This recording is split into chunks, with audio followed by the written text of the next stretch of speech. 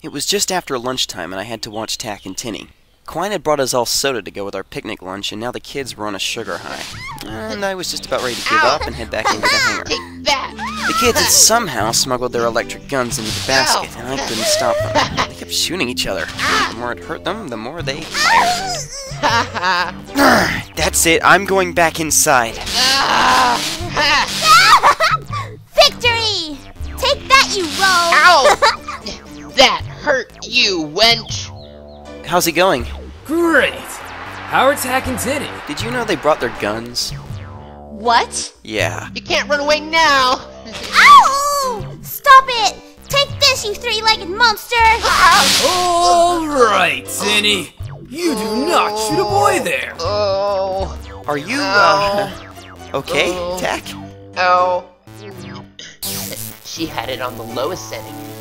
Let's see if she can take it on the highest setting. Oh, no you don't. Aw, come on, man. No, you two are going to hurt each other. Quine and I are working, and I don't want to leave Eddie to have to take care of you. Give it back! Behave. Just toss the guns on the table. I'll keep an eye on them. Now behave! If you reach for those guns again, Relica isn't going to feed you. Yeah. Aww. Tack! Hey! Take it outside. They finally left us in peace. I walked partway around the plane. The skeleton looked sturdy, and the engines were sitting aside, waiting to be attached. The motor parts were the most incomplete. I was going to wait until Scylla and I got together to get it working. I can't wait until it's done. Yeah, she'll be one of a kind. Scylla's gonna love it. Well, Relica doesn't seem to need any help. So why don't we try out those seats now? We walked further back into the hangar, and Quine uncovered 2 seats. They were black leather, nothing really special, but I approached them as if they were thrones. Quine threw himself into one and invited me to sit in the other. Not the most comfortable thing, but they're new. These are on the pricey end, but Scylla gave us enough money so we could afford it. She's really great, that friend of yours. It's great. You like it? Yes, I can't wait till it's all put together. This is going to be the best machine we've made yet. You're going to be the greatest pilot, Eddie. I couldn't contain my excitement when I was in the hangar, so I went back outside to the grasslands. Tack and Tinny were still up to no good, but at least I didn't have to worry about them killing each other anymore. Slowly and steadily, as the afternoon turned into evening, the plane inched closer to completion. We stayed at the hangar late into the night until Tack and Tinny fell asleep from exhaustion. Relica and Quine were too determined to finish the plane to allow themselves to succumb to sleep. I dozed off watching them, dreaming of finally lifting off the ground. Morel schemed with the nymphs. I peeked through the wings to watch the action on stage. It was the most furious and physically demanding part of the ballet, and it would continue to build up until the last fall of King Bolete. Morel had just ambushed the nymphs, threatening them to help him. They sneered at him and turned his attack back on him. Scylla, you need to put your costume on. I spent the rest of the dance in my dressing room. Sometimes I wished I wasn't in the show, so I could watch the next scene from the audience. When I stepped on stage as Rusula, I followed King Bolete to his massive bed. The shadows of Morel and the nymphs were dancing along the scrim beyond the king's bedroom. The king and I danced in our own seductive steps, following the building music until Morel and the nymphs were just outside the castle walls. The lights flashed blue and glitter swirled around the stage as the nymphs made their appearance.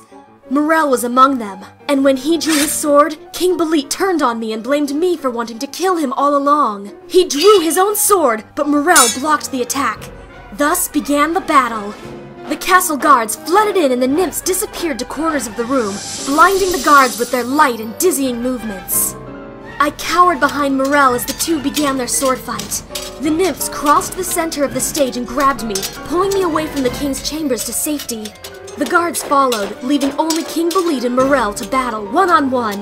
The two danced their way up the staircase to a higher balcony overlooking the bedroom. Morel slithered away from King Bolete's strikes like a snake. Back below, the nymphs crossed the bedroom again, this time without me. They taunted the guards, who re-entered cautiously, then made their way through the other exit, leaving a trail of glitter behind them as they fled. Morel was losing his fight against the king. He had a few close calls up on the balcony, but when the nymphs returned once again, this time with me, he was too distracted by his lover's call that he allowed himself to be stabbed. King Bolete pulled his sword out proudly and watched Morel fall gracefully to the balcony floor. The nymphs below swirled down to the ground to elevate the feelings, leaving me between them, watching in horror. King Belit made his way downstairs to claim the heart of his bride, but I was going to fight back. I ran to the head of his bed and grabbed a golden vase of sleeping powder. Before he could stop me, I had tossed a cloud of fine powder in his face. That single dose alone didn't stop him, so I tossed more puffing clouds at him as he advanced on me. By the time he did fall asleep, the king's bedroom was swirling with sparkling dust. The nymphs took the time to surround the king and seduce him, as to free Morel and me from his dream kingdom. I made my way up the steps to the balcony and floated down to Morel's side. His wound was fatal, but it would disappear just like the rest of the kingdom soon enough, once the nymphs had finished their work. Slowly, as I held Morel in my arms, our surroundings changed. The staircase slid off into the wings and the balcony was slowly lowered with the center stage disappearing from the audience's view. The castle walls were lifted into the flies and the colors of the forest changed from night to sunrise. The nymphs gave their last appearance with shimmering chiffon flowing above them, and then they were gone below the stage. Morel and I, on the other hand, were back in the real world, on the floor of the forest. The morning sunlight grew brighter and birds sang. Morel's wound had healed and we rose to our feet, embracing each other before another dance. It was a short number, but sweet and relieving from all the action. We danced off stage and left the forest, which faded into darkness. In the foreground of the stage, a large red mushroom glimmered, but that too succumbed to the forest's shadows. The music died off. Scylla! You're so awesome! Who are these clowns? Get out! Out with you! We came here to see Scylla, and we're not going away until we see her. What? You insolent little... Hey guys, you came! Scylla, what is the meaning of this? Oh, they just wanted to watch. It's not a crime. So guys, what do you think? You're so awesome! It was great. Who are you? We're... Cousins. I invited them to see the show. I didn't realize you had such poor relatives. It's the style in Trino. The simpler the better. I ought to sue you for intruding on this rehearsal. But, seeing as you're relatives of Scylla's, I suppose I can let it pass. Well, gee. Thanks. I'll wait for you outside then. Okay, I'll go change.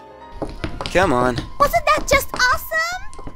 He's not her cousin. Oh, what do you mean? I've seen them around. They're not from Trino. And the way that boy looks at her, they can't be cousins. They're low-class garbage eaters. Perhaps I should sue them. Take everything they own and watch them rot. Yes, we shouldn't allow people like that around Scylla. They'll corrupt her. Yes. You're just a jealous boy. Besides, I'm too busy to waste my time suing lowlings.